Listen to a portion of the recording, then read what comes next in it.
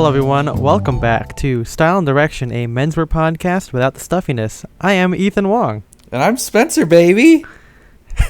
You like this? You guys like this new one? Leave a comment below. Yeah, if you like our new intro. Write it down whatever you're listening to right now. If you've got a piece of paper, write it down. Just be like, I like this. Mm-hmm. And we'll know.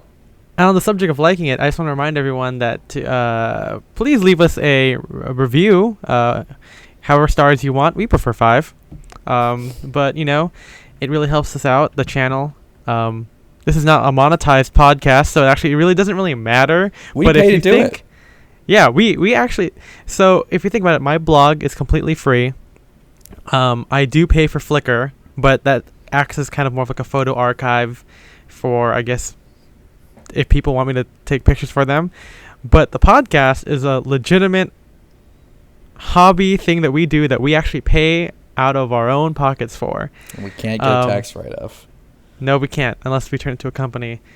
You guys remember I used to be an accountant or I studied accounting. I don't remember anything about this. So, but yeah, if you want to leave us a review, that we'd really appreciate it. Plus, we might read them if you make them funny. Yeah. Or totally if you add some kind of fun anecdote, we'll definitely we'll mention it. Anyway, so now that the what do you call it? House? No, it's not house rules. Housekeeping? Yep. Yeah, okay. That's about right. Now, there we go. Now that we've got that out of the way, we're talking about a subject today that I've wanted to talk about for a long time. Kind of comes on the tail end of our Spear Point pod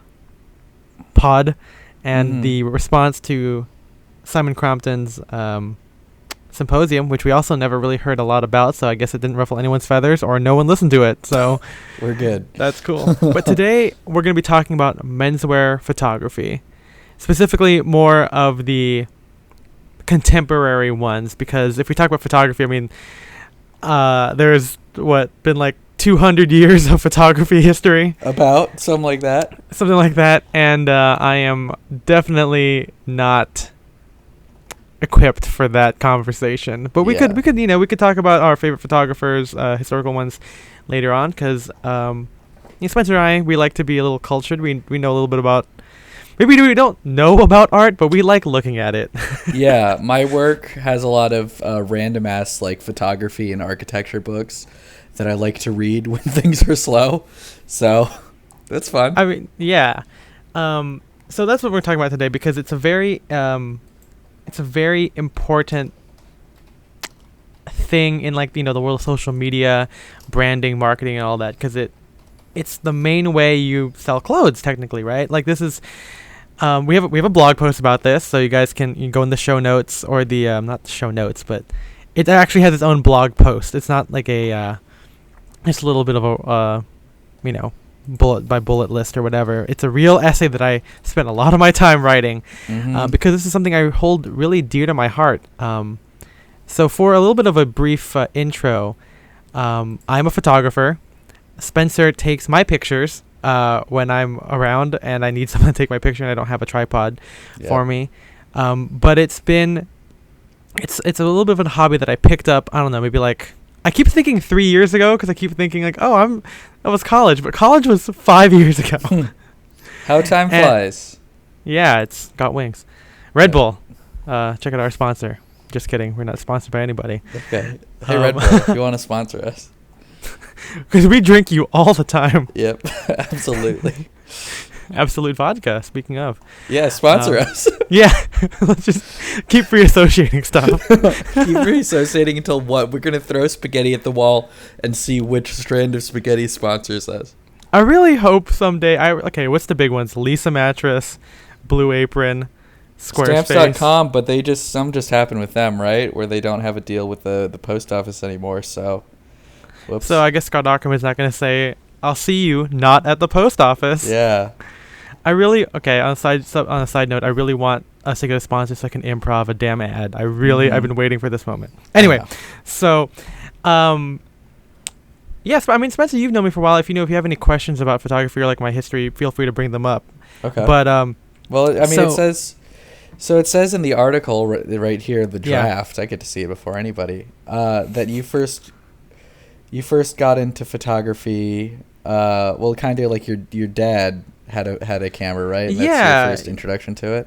Yeah, exactly. I mean, I say Asian dad because I'm so used to. I see this in an article, like, you go to church, you go to a birthday party, and like there's an Asian dad there who's got like not like a little point and shoot. He's got like a fucking DSLR with like zoom lenses. My dad was never a trained photographer, and I'm sure a lot of these other dads were not as well. Mm-hmm. God, that was a weird mouthful to say. But yeah, like, I was always around photographers and photography, just photo albums and everything, going to weddings. It's kind of like a thing. I'm pretty sure, there's some stereotype about Asian, tourists with like, the big cameras. But that's kind of the reality. I'm not sure culturally why. Maybe we just like, capturing memories or whatever. But I kind of grew up with that. But my focus when I was in high school and early college was I was into film. And so this was like before you got into fashion. So this is just, it's totally separate. And I begged my parents and my grandparents. I'm like, hey, can you guys, I want a DSLR, because I remember watching a Make Me Bad 35 video where he was talking about how he makes it, and I noticed it looked like a digital camera. And he called it like a DSLR, and I'm like, what the hell is that? And I'm like, Dad, this looks like your camera. And he's like, yeah, it's a Canon, but the newer Canons have video capability, but mine doesn't. I'm like, well, whatever lets me do both, I want that. And I got a T3i either for my birthday or that Christmas back in like 2010 or 11 or something like that. It was a cheaper camera. I think it was like $500. The body's like $300, comes with like a lens, came with the whole like, you get 2 batteries or something. But I only used it for video. And it was like I had no idea about fucking f-stop or focus or anything. And then this guy Alvin, shout out to my high school classmate Alvin, he got a camera too. And I remember like we weren't really friends, and I doubt he's listening to this. He's always been really cool. But he and his friend Daniel, another one of my classmates, they started making movies at the same time I kind of started like a YouTube channel. But instead of making really dumb Heroes knockoff stuff, they made like pretty good stuff. Yeah. Like almost like Freddie Wong. Like this is like the height of Freddie Wong time, by the way. And Freddie Wong also used Canons. But that's when I learned, like I was like, hey, how did you guys make it look so blurry? It looks like a real movie. And they're like, oh, it's called f-stop. Like we have this lens that has a really shallow depth of field. And I'm like, say that again, but in English. We speak English, doctor. Yeah. But then I got a 50 millimeter lens, same thing that they had. And that was my first ever kind of like professional, like non-stock lens, because I had the original one. But yeah, the kit lens had a 3.5 f-stop, and we're not going to get into the whole physics of cameras, but this one was way better. It had the cinematic quality. And I continued doing films and video stuff until college, where I started to develop an interest in fashion thanks to my love of vintage menswear, which we've covered before. And I made friends with this guy named Tim, who is now a freelance photographer. He works for Urban Outfitters. He shoots hot models all the time. Shout out to Tim. And he told me, hey, if you're going to take this fashion thing seriously, you can't just keep taking phone selfies of yourself or whatever. Like you have a real camera, you have a good lens, you should fucking use it. So even when you first got into fashion, you were still not thinking it's like, oh, I could use my camera to document my outfits? Yeah, I guess not. And it was, because I remember when we first met, like going through your Instagram, we still had some photos of just like mirror selfies, stuff like that, which I'm sure you've like culled from your Instagram now. But I mean, I think I archived everything or I deleted them. But yeah, it took a while for me to kind of develop that. And I in my head, it's always been Tim who pushed me to do that. But I started using it more. Maybe a couple of my friends from my church also started using a camera, and I lost you for a second. I can't. It just kind of went from there, and I would just kind of copy what I saw from Tim. He got me off of using manual, got me off of using auto, which is a big step. So it was an interesting experience. So even when you first got into fashion, you like weren't using your camera to document outfits, right? Yeah. I might have. The timeline is really fuzzy. In my head, every time I tell the story, it's always been Tim's comment to me that kind of got me started. But either way, I definitely did started using it because I would post those pictures of me in that like strip mall at my church, Mm-hmm. and those had like a good amount of like bokeh. Bokeh, for those of you not knowing, is like the whole blurry. I could be even calling it wrong. I'm not a real photographer. I say that many times in the article, but that's kind of how it started. Like I started taking pictures at church. My church is in LA. It's there's a lot of long hallways, so it looked kind of cool if you use a lot of depth of field. So it was kind of like my first, attempt at like trying things out, Mm-hmm. And again, this is probably 2010, 2011, around that time. So were you doing that Tim. for just like your vintage outfits when you went to church, or was it just for like your regular stuff too? I think it was just for church because I actually had someone to take my picture, and I think maybe that's why I'm remembering it differently, because Tim told me that about like my regular day-to-day outfits. Mm-hmm. But of course, yeah. Because I remember when we first met, like you would have these nice photos of like vintage outfits, but then regular outfits where you were wearing a beanie and being like, look, I'm a teenager too. It was all just mirror selfies. Yeah, I mean that's probably just luck of the draw, and only today is when I was able to start using a tripod to take better pictures of myself. But yeah, that's kind of my history with photography. It's very amateur. It still is. I did not go to school for it, but the only way it actually developed from being kind of like a really, really bad amateur status to whatever it is, whatever you want to call it now, is when I started looking at menswear. Like when I got into menswear, that's what got me into photography, because like I said earlier in this episode, it's such a big component of the menswear industry.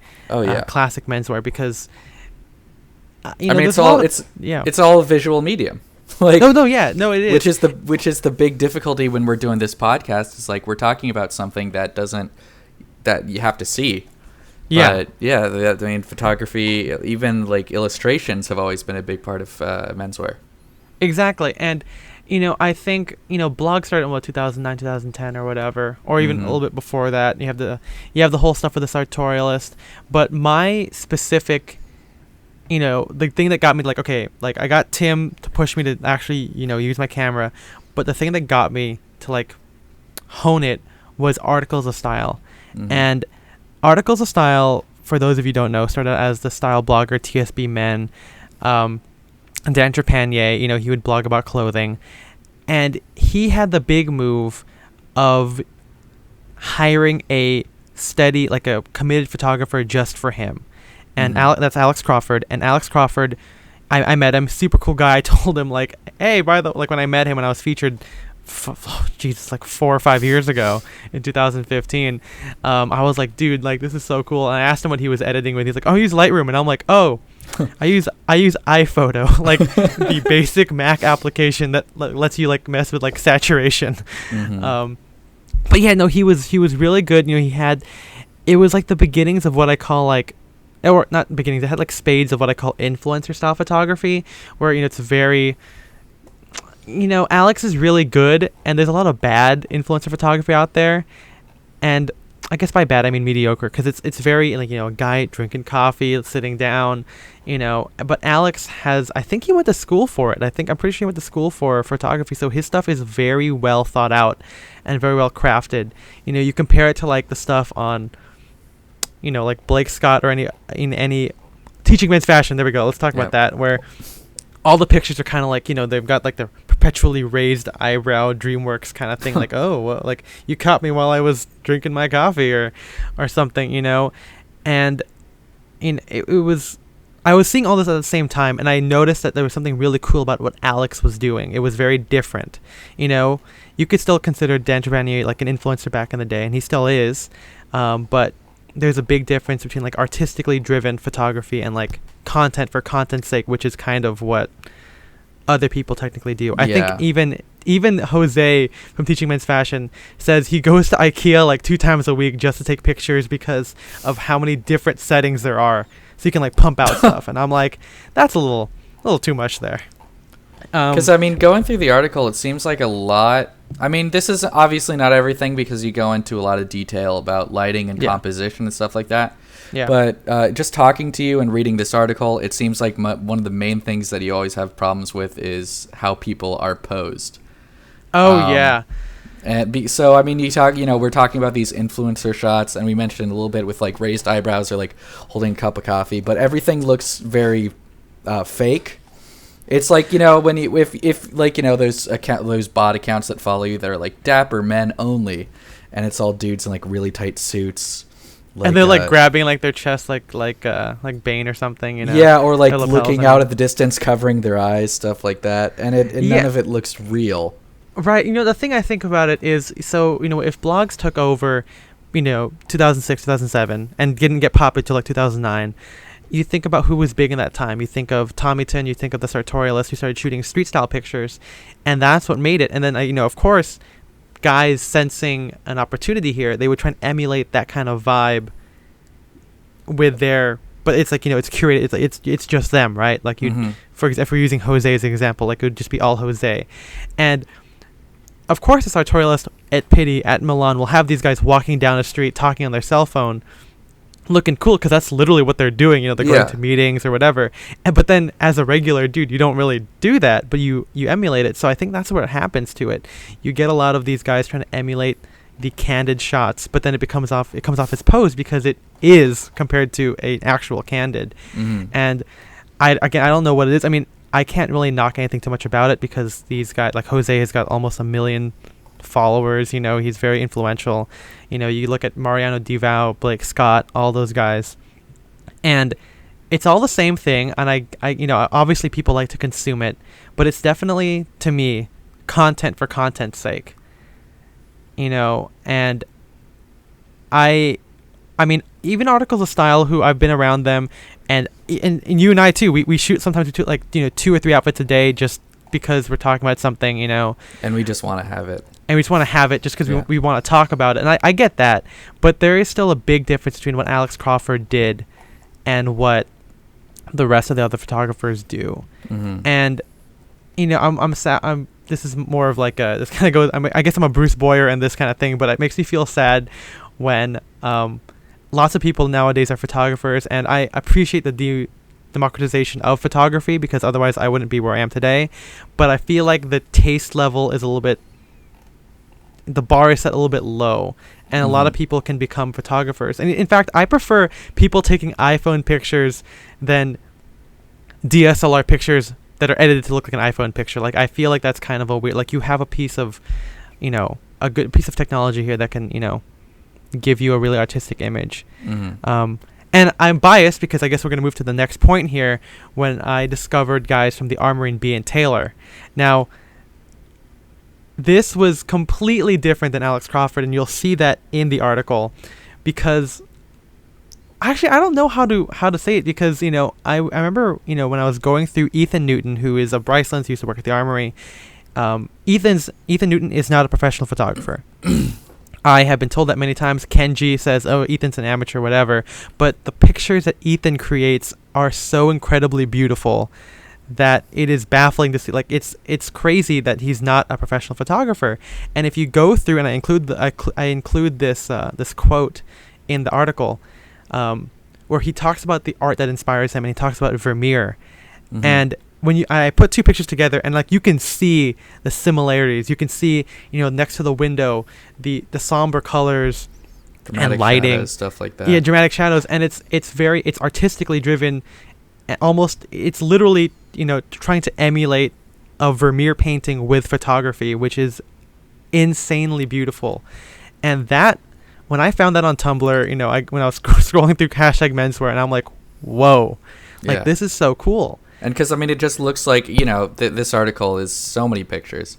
And just, good luck, guys. Once we get to this section, all those photos just look so different from everything you saw before, which is, still, it's very bright, it's very posed. And then, I mean, obviously there's posing in a lot of the portraits. But for the most part, there's no pretense other than I'm trying to show off my outfit. It's not like, look, I'm at a bar drinking a glass of whiskey. It's like... Yeah, and even then, with the dramatic lighting, I feel like the outfit, like, it's like you took a good picture first, and if it shows off your outfit, like, the both components are there. But what I find out with influencer photography is that the focus is always going to be the outfit, like, format. Like, it's got to be... You got to see everything because you got to tag everything. But, like... when you look at Ethan's stuff and B and Taylor with Chad is the focus of the pictures, but I think his brother Chang is the one who takes the pictures. Like the lighting could be like super dark. Like you could, maybe only make out the sport coat. Maybe the pants are out of the picture. It's like, three, rule of thirds, or it's a Dutch angle. Or there's one which is super cool where it's like a foggy window and all you see is like the guy's face through the like. You can't even see like the outfit. Yeah, but it's so cool, and it's so interesting. Like, like these guys aren't doing it for money. First of all, they're posting it on Tumblr, and I don't even think Tumblrs are monetized. Like they've never been monetized. But like these guys are wearing like their own clothes. They have really nothing to gain from showing it other than, hey, go to my store if you are interested in it. But it's so, like someone said, like the difference is so striking, and that is what that's when it hit me. I'm like, holy shit! Like I want my pictures to look like this. And that's, and if you look at like my articles from like 2015, I'm like next to a window all the time. I'm like, I'm not smiling. I'm not even. I'm like just kind of looking down. And it's the influencer thing. It's like me trying to emulate what they're doing, but I would still argue that mine isn't as natural as it is today. Even though today pictures are still posed. And but so how long? Yeah. How long after you started Menswear Photography did you discover this the style of this would have portraiture to be the ending, like the midpoint of 2015. Okay. The mid 2015, like starting grad school, because that's when the blog changed from being like about vintage to being about like the armory and drakes and everything. And like, that's when I started to hone it, trying to see, okay, what exactly is the deal here? Like, I think that it wasn't like about filters or anything. It was just about like lighting and using the camera as like an avenue and using lighting to try and get the desired picture. Maybe there's like a little bit of vignetting. I don't know if these guys edit their photos. Because again, these guys aren't professional photographers. They're literally guys who work in these stores, like Chang for B and Taylor. He's never really photographed because he's just around it's a family-owned shop. He's just there taking pictures of his brother or his staff guys just hanging out, on a slow time. When you go on the Armory, I think, or on Mark Cho's personal Tumblr back when he had one, they asked him about his pictures and he goes, oh yeah, we used to just come in really early and turn off all the lights and just use natural light. Or if a client was gone, like if there's a lull, we would do that. And, like that's what got me thinking, hey, maybe I can just turn off the lights and wherever I am. That way it's all natural. I don't have to worry about Barry Lyndon it, dude. Yeah. So, that's what got me to kind of just study photography more in the terms of like, how do I get it to where I want it to be? And you can see the shift in the blog, not just in the writing style, because now it was more of like the Armory, but like just in terms of photography, the somberness and everything. And yeah, like I became less concerned. Obviously, there are times when I need to show off the full outfit because I need to show what I'm talking about. But it became more about making a good picture than just taking a picture to share the outfit. It was like I want this to be artistically driven. And so so today, what would you say are some of your biggest influences? Because in 2015 and 2016, maybe it was a lot more like the Armory and stuff like that, but now it seems it's like you've kind of developed your own style. If we move on a little bit, I may be talking about Drake's will help answer this, because okay, so let's go back a little bit. So the Armory kept doing that whole thing, I think until Ethan left. I think in like 2015, at the same time, I think he already left at this time. So the reason why I was discovering is because I was going through the entire archives of Tumblr, like everyone's Tumblr. And this was about the time when Drake started kind of popping up on like the greater menswear scene, because they started evolving into ready-to-wear shirts and sport coats. And, one of the biggest influences for this later half, and going to the mod, like how I take pictures now, it's when they started hiring Fred Castleberry to do their New York pictures. And it's so interesting because Fred Castleberry, for guys who don't know, I bet all of you guys do know. It's only me who never knew that he was Ambassadorly Prep. I never even heard about Ambassadorly Prep or remembered it until like very recently when I was researching Fred. But yeah, Fred, he was a wedding photographer. He started a blog, and his style, obviously there are some stuff he does which are kind of somber. It's not to the extent of the Vermeer style that Ethan does, or that B and Taylor did, but it was, it has like spades of kind of influencer-esque kind of photography. Mm-hmm. But when I was listening to his podcast, he references that he loves Bruce Weber, who did the photography for Abercrombie and Fitch from like the 90s to like the 2000s, where like it's the iconic shirtless white guys, the quintessential prep look for Abercrombie and Fitch. Like he shot all of that. And Fred does his own spin where, it's instead of black and white, it's all in color. It's kind of silly, he's always like jumping around. It's not as like GQ as like, I don't know, like to me GQ has always been like jumping up, wearing like, and like pointing your fingers and, doing something really silly. But like Fred has that kind of prep aesthetic to it. And then when he moved to New York and started shooting, I'm sure he moved to New York before Drake's, but when he started shooting for Drake's, it had this kind of, it just feels like New York to me, which is super cool. Like, and he obviously incorporates a lot of the like, I guess, architecture of New York into it. Or that's not the best word for it, but in one of the photos that you labeled "This is so New York," it's like, let me scroll back up to it. But I'm pretty, it's Alex sitting on like a USPS box that's been like graffitied to hell. And in the background, it's like whatever Mercy Street, brownstone the buildings, yeah. And they use like photo booths, like the little stairways, like bookstores, stuff like that. Yeah, subways. And it's so cool because you get. It's kind of like the influencer shots of guys drinking coffee, except it's more like, I guess the thing is with coffee, that could be anywhere. That could be your local one in LA, could be the one in New York, could be wherever. But when Fred does it, it's always like, this is like New York. Like it's this deli. It's this particular, it's the Met Steps. It's so iconic. And then it's them. I'm sure part of it's posed, when I was talking to Chase, I think the best stuff is always when Fred makes them laugh or Fred says something kind of weird and they kind of react to it, which is, spoiler, something I kind of do sometimes.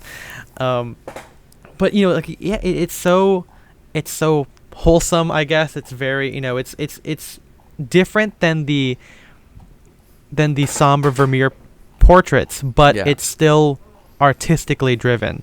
And one of Fred's favorite things to shoot is, of course, the dinner. Yeah, the eating picture. Yeah. I wonder if there is a quote from him about that. I always think like it's kind of like, it's real life. Like no one takes pictures of people eating because I think he did have something about that where he was like, this is people, like, like you said, it's like this is real. Like this is people at their most real when they're eating. Something along those lines. And so I think, and it's really defined Drake's photography. Like it made Drake's have its own voice in the whole menswear thing, because I say this in the article, when you look at the Armory and then you look at brands kind of who came out inspired by the Armory, a lot of the photography is very similar. Obviously, it's not the exact same thing, but you get the whole somber mannequin. You get the guys looking down, kind of sad boy kind of poses or whatever, hands fisted their pockets, their ties all askew, and people follow that. But Drake's is kind of new where you don't see a lot of it right now. I think some brands have started the whole eating thing. I know Bergenberg had one where maybe not eating, but it's like a dinner table and they're like, they're drinking wine, kind of having fun. But to me, that kind of has spades of Drake's, where Drake's has, you're wearing, like, it's like a close-up of a guy holding a pizza. It's like cropped, and then you see like his Drake's tie and just hashtag Drake's. It's kind of like a cool thing, Yeah, and I think. Yeah. No, you can go on. No, I was just gonna say, there's also the whole like American Apparel kind of maybe vibe to it, where it's like flash and whatever. One of my favorite shoots that they did was like the spring summer collection from like last year, the year before, something like that, when it was in Rome and they just had their model like he like took a cheesy picture with some dudes pretending to like in Roman centurion costumes, like one of those cutouts where you stick your head through, stuff like that. So it's all it's all kind of silly. It's not like oh, look how cool we are. It's like we're having fun. Yeah, and I think that's why, Michael Hill is a guy so connected with art. Of all the stories I hear of him, he seems like the coolest like creative director ever. Mm-hmm. He instead of gifting influencers shirts, it's always like his favorite London-based artist, and then they always shoot the artist in that Drake shirt painting or something. That's super cool. But I'm not surprised that he picked Fred because he knew that this was going to be a good idea, like to kind of create this voice, and it's kind of translated on like every other photographer that they use had that kind of same silly Drake's vibe. Yeah. Even though they're a different photographer, it's still very different. You look at is it James Harvey Kelly? I think is his name. Let me look it up. James Harvey Kelly. Like he's one of the ones that Drake works with, and he shot the recent Lanzarote ones. He also shot the Rome ones. And they're still silly, they're still fun, people smiling, eating food, but they're a little bit different. But it's still within that same theme that's very real, very interesting for Drake's, because as a whole, I feel like the fashion industry in general doesn't do anything like this. Mm-hmm.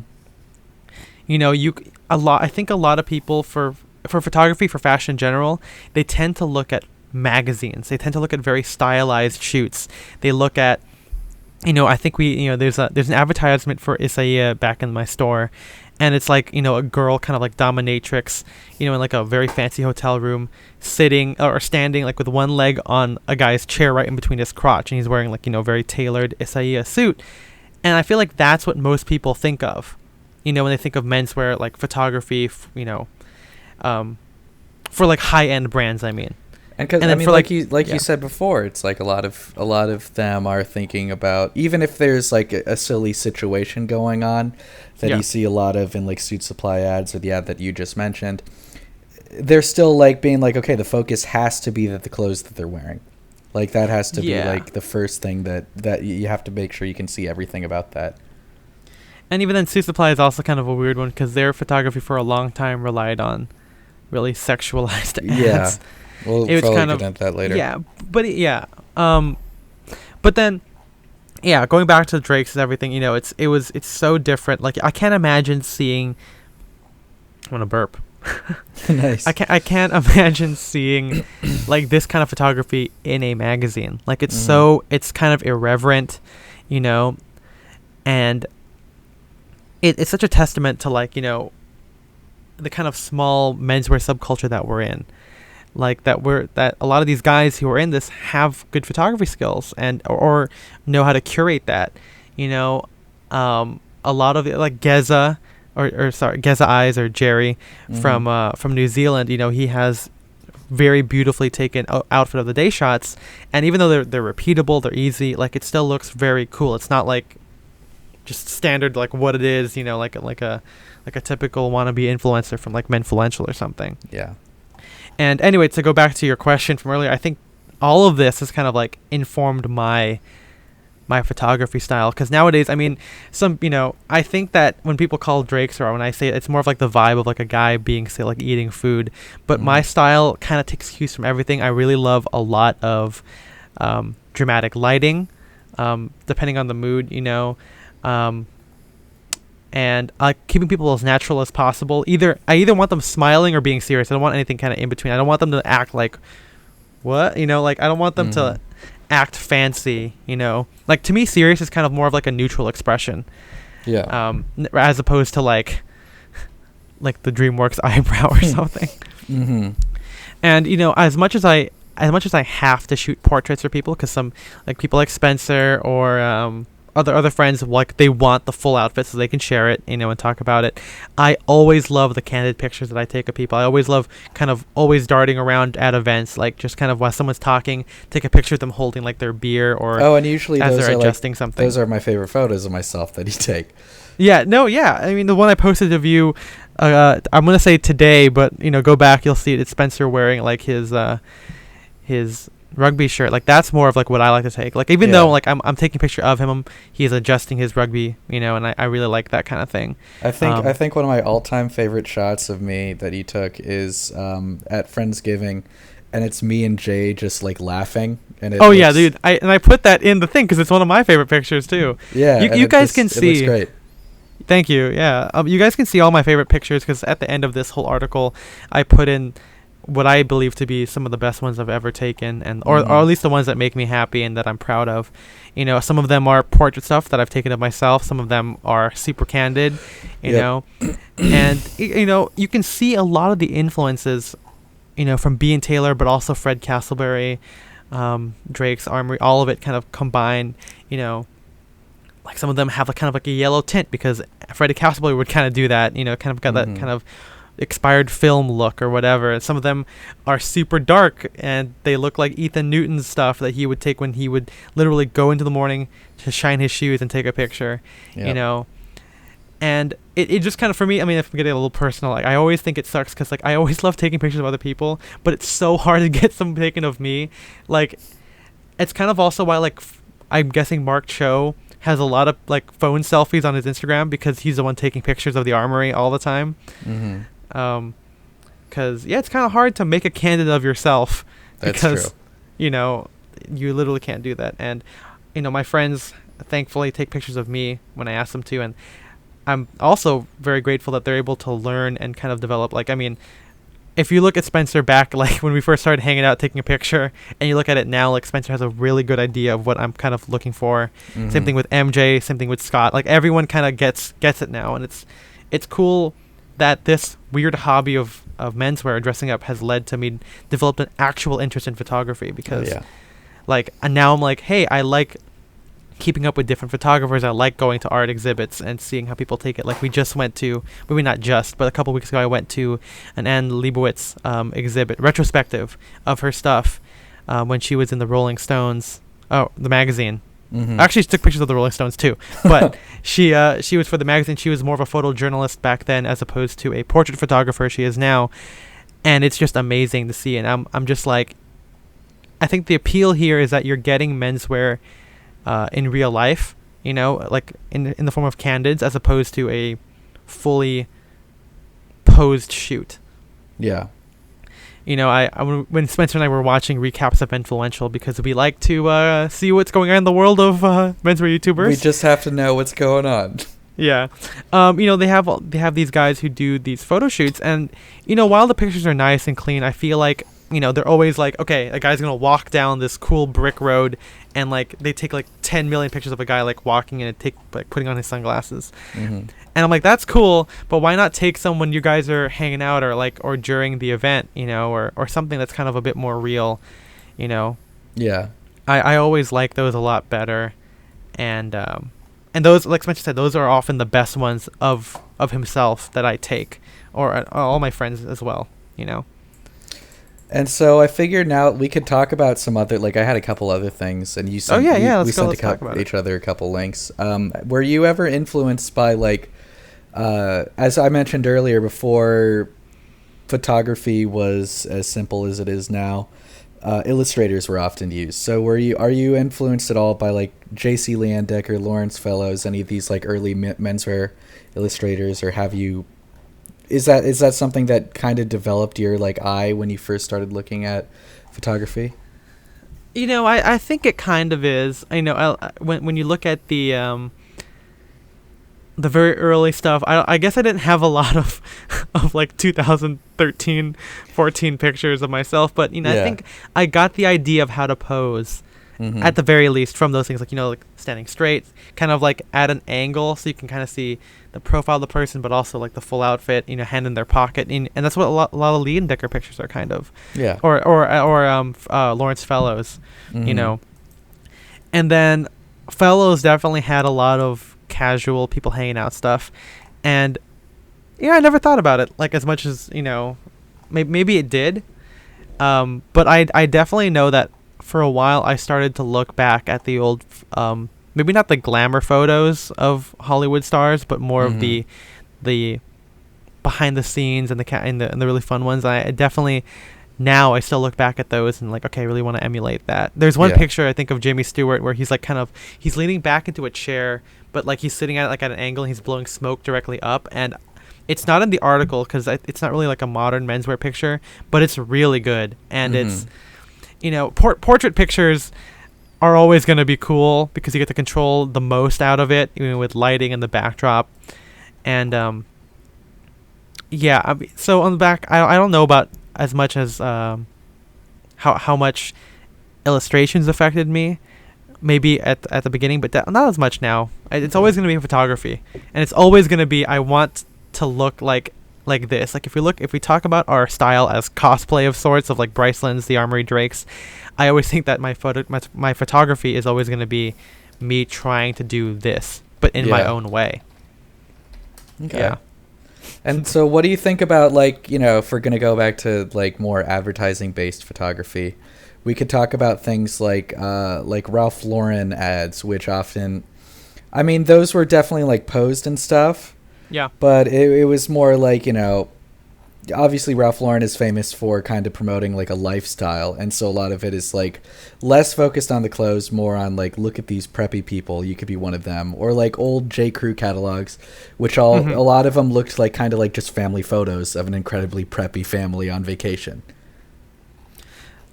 Oh, you're asking like what do I think about lifestyle photos? Yeah, what do you think? Well, what do you think about stuff like that? Well, I mean, I think that today more than ever, lifestyle photography is kind of what's gonna. It goes in two forms. It's either lifestyle or portrait photography. Because you could even argue that the Armory's portrait stuff is technically lifestyle. You know, you're in a beautiful building. You know, I think Mark Cho has something somewhere where like it took, you know, he's very picky over like the type of wood and the furniture, you know, in the store. So it's an interesting question. Well, I'm not sure because I think both the portrait style photography and the lifestyle stuff have a place in the social media marketplace, whatever you want to call it. Because they both accomplish different things, and I think people will always want to, you know, associate themselves with, like, you know, with that kind of, like you said, like, I want to be that person. It's the easiest to sell because, again, like, Instagram, one of the biggest platforms now, is not really so much as it's not like a magazine. You're not going on it to follow, like, to be like a specialized feed, right? You're following things that you just like, and so when you see a picture of Drake's, you know, it's easier for you to be like, oh, that's totally me. I could totally be at this pizza place eating pizza wearing my cool sport coat, as opposed to seeing like a picture of Leonardo DiCaprio with his Tag Heuer watch, like, you know, just kind of like, and we've all seen that picture like in GQ or whatever, you know, and you know, but then they each appeal to a different thing, and I think that the Tag Heuer picture could work if that's what you like. You know, there's sometimes where I feel like I really want a somber portrait because I want it for artistic sake, and then sometimes I'm like, hey, I'm out eating tacos, let's take a picture because it's kind of fun, you know. So you know, I like both. I think they both have a big thing, and I think people, I mean, I like taking both, but I think lifestyle, I think, is the most accessible to people. I just wish that people or photographers who are getting to the game would do it, because I feel like, you know, I hate to be a jerk, you know, again, like, it's really hard. I just listened to a Blammo podcast where Jeremy Kirkland was like, oh, I think the reason why people like to come on my show is because I'm not mean. And I'm like, oh, I hope I'm not mean. But, you know, the thing with a lot of photographers, I'm not going to name anybody other than Jose Zuniga because he's big. But, like, you know, I feel like not only is it just content for content's sake, but I feel like it's not, when things aren't artistically driven, it's very mediocre. And I'm not. I mean, you know, you compare me to all these other like studied photographers, like I think Milad Abedi, who has done stuff for like Bergenberg. Like he said, you know, he used to be an architect, then he got like another degree in like photography or something like that. Like these guys are studied photographers. I am not those people. But you know, there's always this kind of reverence toward art and trying to create like it's supposed to be like a beautiful picture, and there should always be a voice behind it. Like I said, like even though James Harvey Kelly and Fred do the fun pictures for Drake's, it's still fun in their own eyes. You know, James Harvey, even both of them tend to use that kind of like film format where they put the picture inside like a developing reel thing. But even the way they do that is both totally different from each other, and that's what's kind of cool, as opposed to a lot of these other influencers where a lot of the pictures just kind of look the same. Like the only difference is maybe the subject, but then a lot of influencers now have a beard. They're very chiseled, they're drinking their coffee, they're holding their whiskey cup or whatever. It reminds me of the discussion we sometimes have about film students and how all of them, when they're first starting out, think it's like, I need to make a really dramatic movie about like AIDS or something, and it's like usually they end up being kind of bad and tasteless. And it's like, if you had just made like a comedy or something that you like thought you could do instead of something that you thought you had to do because it's important, it would have turned out a lot better. Yeah, and I mean and we always say like this is no way of like trying to squash their dreams or anything, but it's more of just making a film that's creative and interesting. Because same thing, I talk about the same thing with film scoring. A lot of people feel like they have to sound like Hans Zimmer, and I think the best stuff from Hans Zimmer is when Hans Zimmer decides to sound like Hans Zimmer, like Batman. Like that is so cool. But when you get something like, I don't know, the Mortal Engines, where that's a loud sneeze. You get something like the Mortal Engines, where there's opportunity to create like its own sound, but it just sounds like Batman, or how Sherlock kind of sounds like Rango or Pirates of the Caribbean. Like it's not. You're kind of defaulting. You have an opportunity to make your own voice, even if it's similar. Like Pacific Rim could sound like Pirates, but like Pacific Rim has a very defined sound, very defined aesthetic. And thank you for listening to Ethan's Score podcast. But yeah, it's kind of like you just have to create art and kind of be proud of it. I feel like a lot of, and I can't speak for them, maybe I'm just assuming things, just like Bruce Boyer with assuming people don't like the guy who is dressed like a surfer. But to me, it's more so like art. Be proud of it, and if you think of it that way, I think you can really see it, as opposed to content for content's sake. Yeah.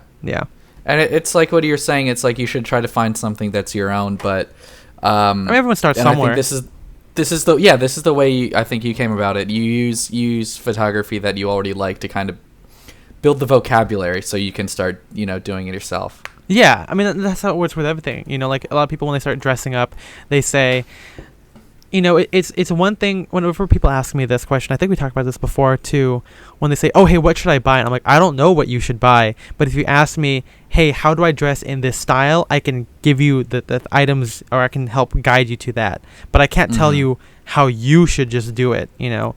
And so, and hopefully at a certain point, just like Spencer and me, like we talked about with our inspiration article or recap or whatever, we, when we first started, we kind of dressed as like a straight up cosplay, like Spencer did straight up like a 50s casual outfit.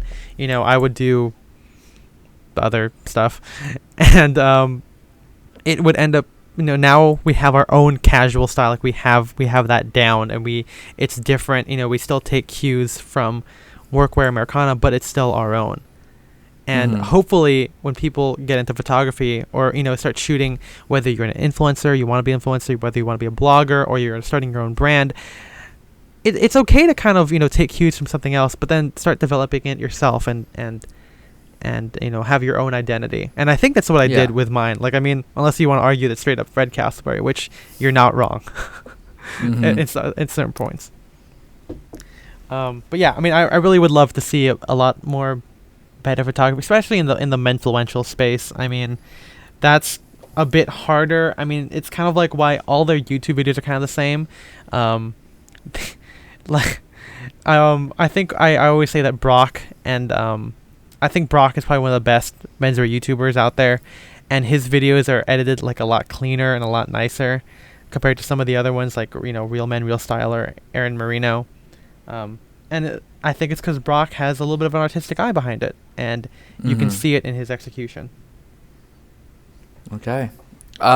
So if someone did want to get, this might go back to your last thing where I don't know what you should get, but if someone did want to get into photography, maybe just for portraits and menswear, what would you say are a couple things that they should have? Definitely. I get this question asked a lot, and hopefully that this article and this podcast comes out at a good time, because a lot of people keep asking me about photography. Again, I am no way a professional photographer. I have been paid. I did not study any of this. I'm pretty sure if I were to talk about the physics of cameras, I would get it so wrong. But you typically want a DSLR or now a mirrorless camera. I've never really used a mirrorless. it really kind of just depends on your comfort level. I've been using the same camera for about 4 years, and before that the T3i for about 3 to 4 years again. And you know, a lot of people, when you start out, you feel like you need to have that kind of shallow depth of field to make a good picture. But I think that the first thing you should do, just like with clothes, you should have a steady source of inspiration. You got to look at the images and be like, okay, this is what I want my pictures to look like. Just like with the outfits, this is what I want to look like. I want to look like 3-year-old too. Oh, I want to have natural light, same thing. And you have to, it's a lot of, because it's digital now, you have a lot of freedom just to take as much as you want, save the 2 that work, and then edit those and, get the 1. And, I'm always a Canon guy. I think Canons are really durable. But any camera will technically do, even your phone. I mean, I include some pictures that Arnold Wong of a tire house takes, and his stuff is very dramatically lit. He's got a great eye for it. On his Instagram, it says all photos taken with iPhone. So it really doesn't really matter what medium you use. Fred also has an article about how to take iPhone pictures, but it's more so the photography and the style. Like, I mean, the photography style, I mean, is what I'm trying to say. Like Spencer and I could both have the same navy blazer, but we'll both wear it differently in our own way, and that's the more important part. And that particular quality is something you can only get by being inspired by other people. If you want to take if you want to be like an influencer, you take it like that. You have a lot of bright stuff. It's out in the street or whatever. You want to do it like the portrait way. You do it with a lot of somber light. But yeah, just be very conscious. Learn as much as you can. That way you learn the vocabulary. That way you can kind of know what you're talking about or ask intelligent questions. Just like how it'd be stupid if we went up to Ethan Newton was like, hey, this jacket's made of like a wool, right? And to be like, yeah, of course it is. It's just, you're not wrong. Yeah. But learning a little bit from that. Like I said, I don't know everything, but I at least know some of the components of a picture and of the camera to kind of think, oh, hey, what shutter speed are you at? What lens are you using? To get that kind of image. And then Lightroom is, I think, the industry standard by now of how to edit pictures. You have apps. You have, there's Lightroom app. There's ViscoCam app. And again, it's all about experimentation, just like with clothing, to kind of get what you like and to get an image that you're proud of. Because at the end of the day, again, just like dressing up, I want you guys to walk out, or in this case, export your picture and be proud of that image. And and yeah, I mean, some days you'll feel like copping out. Like, there are some days where I feel like I'm definitely like, like this is a whatever picture, but I try as much as I can to have a picture that I'm proud of. And that's why the article is so long, because looking back, I tried to go through, the 3 years of the blog when I started actually shooting other people and not just myself. Like, I was like, wow, there's a lot of great pictures here that still stand the test of time. Like, they're not too firmly planted in like any particular era, of my style journey, and yeah, make your own presets. I guess if we're going back to the stuff, like I have my own presets with Lightroom. I started out with like, the free ones or whatever. Then as I edited and started doing it, I made my own, trial and error stuff for different lighting. I think that's it. I mean, it's kind of just, I like shooting. I use a Canon I use a Canon 5D, 6D actually. One more D, penis. And I use a 35mm lens. It's different than the 50. It's a bit wider, but it's more helpful for me to capture a lot of the action. I don't do a lot of like zoom stuff because I don't do like action, street, or event photography, even though I might get some just in case, because I do some freelance photography very rarely. But, you do want to have something with a shallow depth of field just to give it the kind of cinematic kind of look to it. Doesn't have to be too much. You don't have to go to like, you're not doing like a macro of like a close-up on like a flower, which is usually like, I think on every like camera box it'll show like the power of like of the zoom or of the f-stop, and it'll be like a picture of a flower, and it's like look how zoomed in this is. But yeah, if you have that, you have a good camera, a more modern one. Again, lots of Canons are still perfectly usable today with a good f-stop camera. I think that's you'll be in good hands with that kind of hardware. Then after that, it's kind of just editing and experimenting and taking pictures. Trial and error, just getting good at it. Yeah, exactly. And quick shout out to my friend John Huang. I say Huang, but his name is Huang. Okay. He was a photographer. He still is technically, but he's more of a videographer now. He and Tim kind of both pushed me to kind of do more photography, and they're really great guys. And I wouldn't have considered even using my DSLR camera that I had for film, and I wouldn't have had the idea or been pushed to use it for photography until I talked to those guys. And just imagine an alternate future where Street Expressa doesn't exist, but you're like part of like Rocket Jump Productions or whatever. Hey man, that used to be the dream, Yeah. Freddie Wong was so cool. But yeah, that's kind of what it is. And if there's any theme to this whole podcast and to the article in general, I think that artistically driven pictures is kind of what is best, and it is what is the coolest thing to look at. Again, it depends on your audience, and I'm sure all you guys it's kind of like preaching to the choir. I'm sure all you guys are on this kind of side to it. I don't think this is as widespread as I don't know, the Unbuttoned podcast. Quick shout out to the Cavalier and Brock. But yeah, I think that's everything, right? This is gonna end up being one of our shorter episodes. I don't know exactly what we clock in at because spoiler alert, we are recording this is like 3 parts that we're gonna be editing seamlessly together. Yeah, you guys don't even know the difference. But yeah, with photography, it's like it's hard to talk about it on a podcast where you can't see any of it. Yeah. But I mean, that's why you guys are gonna go look at the article, which this is linked to. There's a lot of pictures in there, a lot of great stuff. Yeah. I think I'm gonna close out here by kind of listing off. Let's list off some of the photographers that I like now. So if you guys want to give these guys a follow, that'd be really cool. These are guys that are photographers, and they're also really well-dressed people, and so they can kind of inspire you in many more ways than one. But Fred Castleberry, F.E. Castleberry, for Drake's, James Harvey Kelly, Milad Abedi. Who else is on that list? Do you talk about JKF man, Jamie Ferguson, Spangle? Oh, and Rob Spangle. I mean, Rob Spangle, Sartorius, those guys are more of street photographers. They're a little bit different than the whole branding thing, but that's still a very important thing to look at. Yeah. I mean, you could even say it might be more impressive because they have to take it in like a split second, as a person's walking across the street. Because I think he describes himself as like a photojournalist. That's what he'd call himself rather than like I'm a street style photographer. That's a better term for it. Because like you're literally, you're journalizing. Yep. Okay, sure. Yeah, that's what it is. But Jamie Ferguson, who was one of the first people to be the photographer for Drake's. I think he studied photography. I'm not sure. I could be totally wrong on all these people's stories. But he used to work for Drake's, and he would take pictures for the Tumblr in the free time. And eventually, he decided to go out on his own as a freelancer. And look at him. He's shooting for the Rake now. He shoots for a bunch of other stuff. Super cool.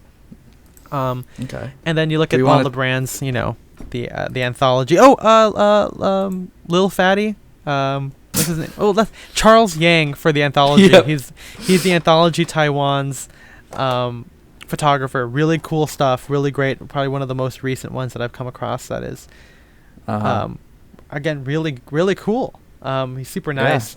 Yeah. And it's weird. I know that a lot of these menswear guys. We didn't really talk about this too much, but everyone has a good eye for photography. It is insane. I don't know what it is about the visual medium of art. It's kind of, you could also argue that a lot of these menswear guys are also very cultured. They like the finer things in life. They like, whether it's obscure rock or obscure jazz or whatever, to obscure photographers and artists. It's a weird kind of thing that, I guess, which is why the lifestyle aspect plays into it so much. Because menswear, if you're into classic menswear, I guess specifically, you tend to like a lot of these different aspects of art and culture, which I think is super cool. Do you want to talk about any of your favorite like historical photographers? That list is starting to get longer each time I discover more. Bruce Weber, I mean, R.I.P. Not really R.I.P., but he's a little bit a weird legal area right now. Problematic fave. Problematic, but his photography, is really good. Even if you can get it off of the shirtless white boys and everything. I mean, yep. Photo style wise, it's really good. Anne Leibovitz is one of my both the portrait stuff and her photojournal stuff is really amazing. And there's there's a lot of other ones. I never know the names, but I have their photos saved. Same. Who's the one for the depression? Who is it again? Dorothea Lange? Yeah, there you go. I was going to say, it's a lot of photographers I like, but I don't know many of their names. I'm just have them saved, and whenever I want to look at more of their photographers or photographs, I'll just search by image and find their name. Yeah, I think in the future we could talk about more of historical menswear. Even if it's not for a brand, there's still a lot of great menswear in old photos. Oh, yeah. But if you wanna just here's some stuff that I like. These are the few that I know off the top of my head. Walker Evans, who is another photographer for the WPA during the Great Depression. And also, if I'm recalling correctly, I've uploaded one or two photos of him on my Instagram because he had great, very kind of slouchy style. There's a fantastic photo of him wearing a chambray work shirt that's just completely stained with I don't know, photo fluid, developing fluid, with the photo fluid. Just back then, photography, because it wasn't as democratized, everything back then was kind of artistically taken because you had to have the right lighting to do film. Otherwise you just wouldn't have it, which is why it's so cool when Die Workwear would post pictures of Pablo Picasso, portraits taken by, or I guess snapshots, candid pictures of Picasso taken by whoever that person was. But that's what's so cool, and I think that emulating that sense of candidness is a word, or spontaneity, I think is super cool. That again is largely missing from the greater fashion world, Yeah. But you could argue that Drake's and the Armory and whatever keep that stuff alive. And then there's William Eggleston, who's a photographer. He started I don't know, probably in the 40s or 50s, and I believe he continues to this day. But there's a great book that we have in my store that's called Before Color. That's a lot of his early work. Vivian Meyer, who our friend Doug has talked about, but she's pretty famous because she was I think she was a babysitter or something in Chicago. Maid, I think.